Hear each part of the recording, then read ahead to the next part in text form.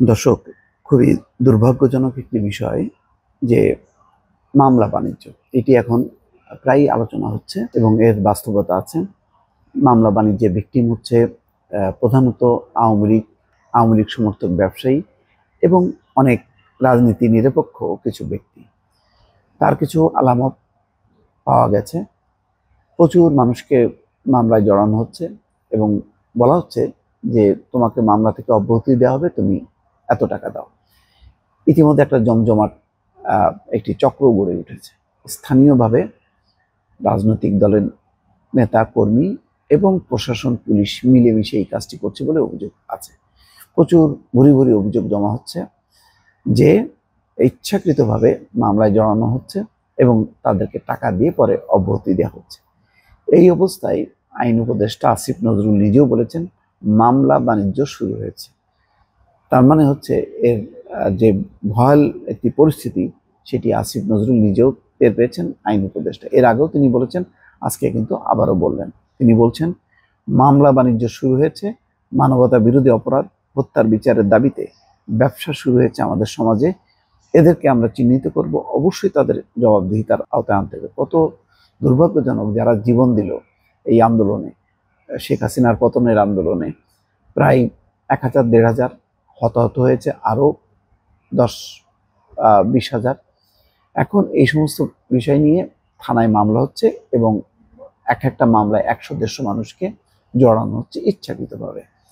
অনেকে জানে যে এইসবের সম্পৃক্ততা নাই, কিন্তু তারপরেও তাদেরকে একজন উপদেষ্টার নামও তো এসছে, যে বাণিজ্য উপদেষ্টা, তিনি জানেনই না যে মামলায় তার নাম আছে।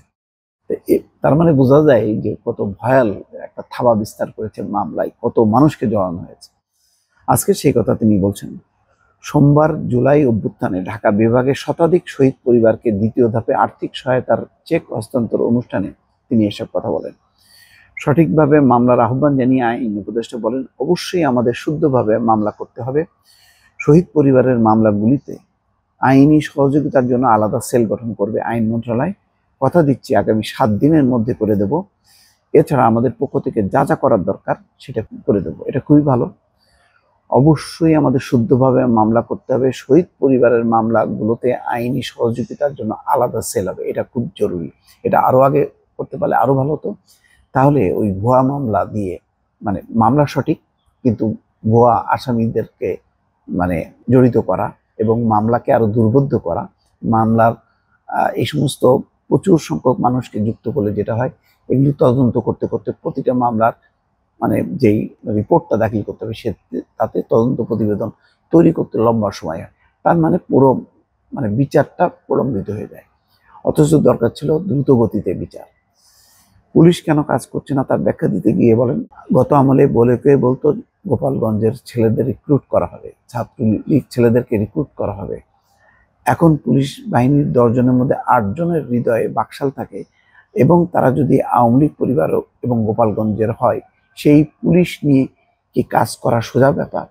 সত্য কথা, শেখ সুজাত আলী ডিএমপির কমিশনার নিজে বলেছেন যে 90,000 দলীয় বিবেচনায় নিয়োগ হয়েছে। কত ভয়ঙ্কর ব্যাপার। তো স্বাভাবিকভাবেই সেই পুলিশ নিয়ে কাজ করতে হচ্ছে।